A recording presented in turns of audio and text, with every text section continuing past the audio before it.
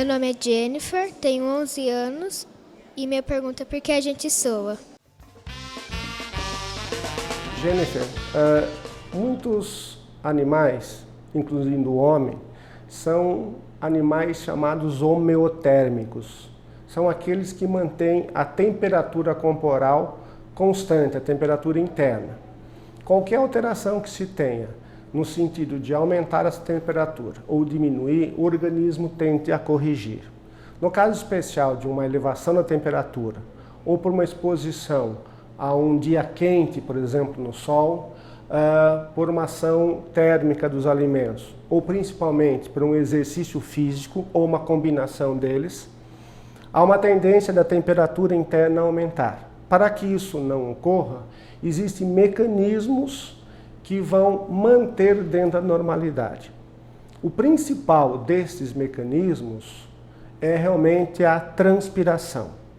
Quando se transpira, as glândulas sudoríparas coletam uma amostra, um volume do plasma e elimina isto na superfície corporal. A evaporação desta água, chamada suor, faz com que haja uma forma de dissipação desse calor, mantendo a temperatura interna constante. Quanto mais intenso for o exercício, quanto mais quente for o dia, maior é essa taxa da sudorese.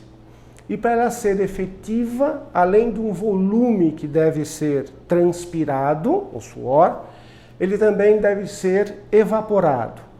Por exemplo, num dia quente, mas muito úmido, esta evaporação fica prejudicada. Exemplo disso é o indivíduo dentro de uma sauna úmida, que apesar de muita transpiração, a evaporação efetiva não é grande e ele sente um calor muito grande.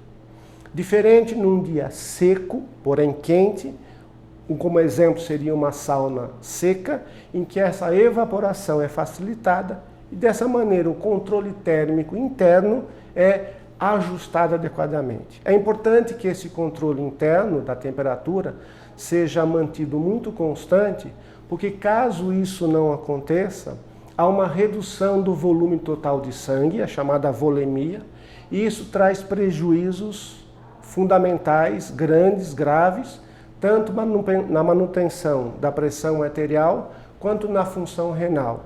E como consequência disso, uma diminuição realmente da adaptação ao ambiente quente e em casos mais graves isso é chamado de internação e esse indivíduo nessa condição requer cuidados médicos bem acentuados e com uma certa urgência. Assim, o mecanismo da transpiração, a formação do suor, é um mecanismo importante, igual para um carro quando o motor aquece, o seu sistema de arrefecimento constituído pelo radiador. O suor para nós seria, entre aspas, um radiador biológico.